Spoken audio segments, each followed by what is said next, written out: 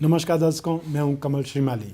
आज हम बात कर रहे हैं घर घर के क्लेश की, पति पत्नी के मतभेद की। दोनों में से यदि एक भी कोई क्रोधित हो जाए, गुस्से वाला हो, तो उस गृहस्थी में दरार आते देर नहीं लगती। ठीक है। और पिछले कुछ सालों में देखने को मिल रहा है कि जो कुछ भी क्लाइंट आ रहा है उसमें पति ज़्यादा हैं, जो कि ये कंप्लेंट कर रहे हैं कि मैं अपनी ज़िंदगी में अपनी पत्नी से दुखी हूँ। तो इस चीज़ का कारण क्या है? सबसे पहले ये समझते हैं कि व्यक्ति के जीवन में गृह क्लेश जब भी आए, चाहे किसी पुरुष की ज़िंदगी में आए या महिला की ज़िंदगी में आए, यहाँ तो आपसी समझ का अभाव होता है। एक व्यक्ति दूसरे के मनोभावों को, दूसरे की इमोशंस को नहीं समझता है, तब मतभेद होते हैं।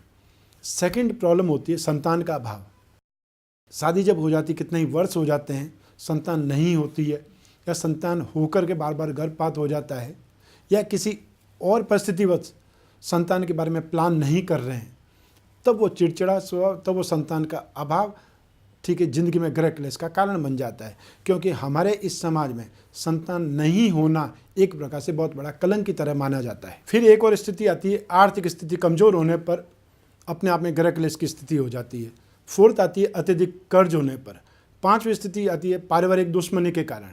6 नंबर स्थिति आ जाती है संयुक्त परिवार होने के कारण। जब संयुक्त परिवार होते हैं तो कहीं एक साथ में, एक ही परिवार में 8-10 सदस्य हो जाते हैं। ऐसी स्थिति में दूसरों को मनोभावों को समझना, अंडरस्टैंडिंग होना बहुत बड़ी प्रॉब्लम हो जाती है, शारीरिक कुरूपता के कारण।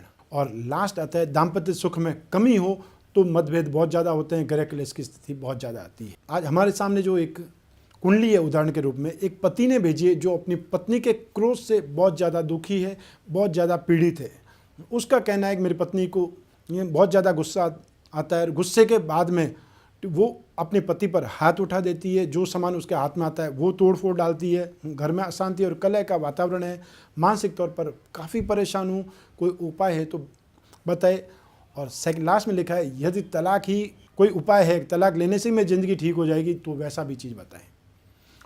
तो सबसे पहले तो मैं आपको एक ही बोलूँगा कि अगर तलाक ही लेनी है तो फिर उपाय पूछने की ज़रूरत नहीं है। तो आइए इस कुंडली को ठीक करने के लिए, इसकी ज़िंदगी को ठीक करने के लिए उसके बारे में सोचते हैं, क्या कारण है और क्या उपाय कर सकते हैं। तो सबसे पहले इनकी जो पत्नी की कुंडली है, ठीक, फर्स्ट हाउस का अधिपति, जिसको लग्न बोलते हैं, लग्न का अधिपति ही मंगल है, जो कुंडली में 12th हाउस में है। ठीक, लग्न का अपने से द्वादश चले जाना असंतुष्टि का कारण बन जाता है। व्यक्ति अपने आप से ही संतुष्ट नहीं रह पाता है, जो उसको मिलता है वो हमेशा उसको कम लगता है, अपने आप में भी कमी, अर्थात व्यक्ति कांच के सामने खड़े होकर के अपने आप को भी वो अच्छा नहीं बोलता है। जबकि ज़्यादातर यही बोला जाता है कि कांच के सामने खड़े हो जाइए, कांच हर व्यक्ति को सुंदर ही बोलता है। औरत की कुंडली में सप्तम भाव का अधिपति शुक्र है, जो कि 12th हाउस में मंगल के साथ में। तो मंगल और शुक्र दोनों इकट्ठे होकर के जब 12th हाउस में या 7th हाउस में होंगे, तब ऐसी स्थिति में एक्साइटमेंट बहुत ज़्यादा बढ़ा देते हैं। फिर और एक चीज़ है कि बुध और शुक्र दोनों ही इस कुंडली में एक साथ में विराजमान है 12th हाउस में, मंगल और सूर्य के साथ में आता है। 4 ग्रह इसकी कुंडली में 12th हाउस में है। तो बुध और शुक्र 12वें घर में बैठ करके सिर्फ और सिर्फ एक ही काम कर सकते हैं, एक अपने आप को बहुत ज़्यादा एडवांस समझना, एक्सपेक्टेशन, इमेजिनेशन बहुत हाई रखना, व्यक्ति को ब्रांडेड बनना या बहुत फैशन परस्त होकर के पैसा बर्बाद करना। सुख सुविधाओं में पैसा खर्च करने की प्रवृत्ति बहुत ज़्यादा बढ़ जाती है। और बुध और शुक्र 12th हाउस में होकर के एक चीज़ और करेंगे कि व्यक्ति को वहमी बना देंगे, हर चीज़ के पीछे शक करने की आदत हो जाएगी। बृहस्पति और शनि दोनों ही कुंडली में 6th हाउस में है, भाग्य का अधिपति और कुंडली में 12th हाउस का अधिपति। 12th हाउस को भोग सुख भी कहा जाता है। तो 12th हाउस का अधिपति भी कुंडली में 6th हाउस में है। ठीक, 6th हाउस को कर्ज, कंपटीशन, अभाव बोला जाता है, सैक्रिफाइस का शब्द बोला जाता है। शनि वहां पर जरूर बलवान है, लेकिन देख लीजिए शनि भी कुंडली में 10th और 11th हाउस का स्वामी है, अतः लग्न का शत्रु है।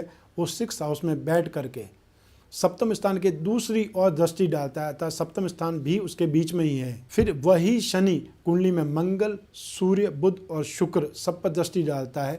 और रही सही कसर एक और स्थिति से पूरी हो जाती है कि जब शनि चंद्रमा पर भी दृष्टि डालता है। चंद्रमा और शनि की दृष्टि संबंध विषयोग कारक है। चंद्रमा के आसपास कोई ग्रह नहीं है, इस स्थिति को केंद्रुम दोष बोलते हैं। 4th हाउस में राहु है, जो व्यक्ति को मानसिक रूप से कहीं न कहीं प्रताड़ित बहुत जल्दी करता है, कि राहु उन्मादी बनाता है। यदि 12th हाउस में राहु पीड़ित हो या कुंडली में 4th हाउस में राहु पीड़ित हो, ऐसी स्थिति में व्यक्ति को मानसिक रूप से उन्मादी बहुत जल्दी देता है। इसका मतलब ये है, एक बार गुस्सा आ जाए तो उसको कंट्रोल करना बड़ा मुश्किल होता है। और राहु की दृष्टि भी कुंडली में मंगल पर है। मंगल, शुक्र, सूर्य, बुध सब साथ में है, शनि और राहु दोनों की दृष्टि है। तो ऐसी कंडीशन में इस महिला को अपने ऊपर नियंत्रण रखने में बहुत ज़्यादा परेशानी है, जिसे दाम्पत्य सुख बोला जाता है, उसमें भी कमी है, प्लस अपने ऊपर भी असंतुष्टि बहुत है। और रही सी कैसे चंद्रमा के कारण है कि चंद्रमा जब वीक होगा तब व्यक्ति दूसरों के इन्फ्लुएंस में बहुत जल्दी आता है, दूसरों की बात का बहुत ज़्यादा प्रभाव पड़ता है, अटैचमेंट में बहुत जल्दी घिर जाता है। तो ऐसी स्थिति में इसके परिवार वालों का, चाहे पीहर वाला का हो, किसी का इस पर बहुत ज़्यादा प्रभाव होना चाहिए। ऐसी स्थिति में इस महिला को सबसे पहले, या इनके पति को, इनके लिए एक चीज़ का सबसे पहले उपाय करना चाहिए कि इनको सुनेला ला करके दे दे। ठीक, चाहे इनके बर्थडे पर गिफ्ट करे, चाहे मैरिज एनिवर्सरी पे गिफ्ट करे, चाहे अपने बर्थडे पर गिफ्ट करे, कोई भी ऐसा बहाना ढूंढ करके इनको चाहे गले में पहनाए या हाथ में पहनाए। इनको चांदी में, सोने में, लोहे में, तांबे में, पीतल में, किसी में भी पहनाया जा सकता है।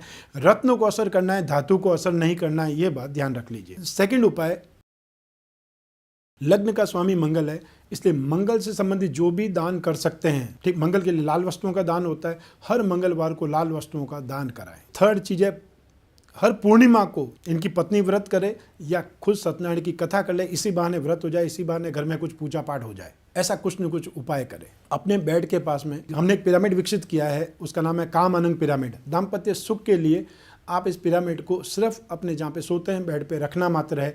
ये कॉस्मिक एनर्जी से संबंधित है, जिसको सिर्फ और सिर्फ कोई पूजा पाठ का कोई लेना देना नहीं, सिर्फ आपने रखना भर है। और आप जो उपाय कर सकते हैं वो चंद्रमा के उपाय कर सकते हैं, अर्थात और कोई रत्न पहना सकते हैं, अफोर्ड कर सकते हैं तो मोती जरूर पहनाइए। और अपनी पत्नी को चांदी का कोई न कोई गहना अपने शरीर पर जरूर पहने रखें, ये जरूर ध्यान रखें।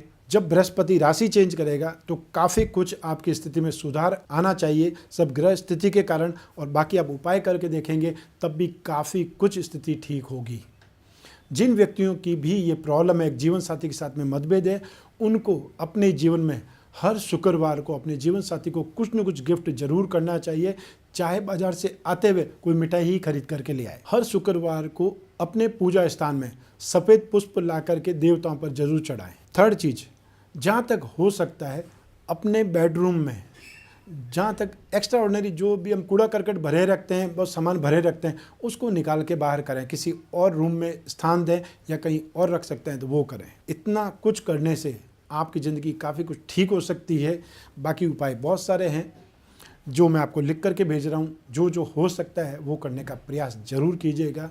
और आप जो ये प्रोग्राम देख रहे हैं भाई बहन, उनसे भी यही प्रार्थना, यही गुजारिश है कि अपनी ज़िंदगी को ठीक ढंग से चलाने के लिए कुछ एडजस्टमेंट, कुछ कॉम्प्रोमाइज़ ज़रूर करें। स्वस्थ रहिए, प्रसन्न रहिए, अपना ख्याल रखिए। नमस्कार।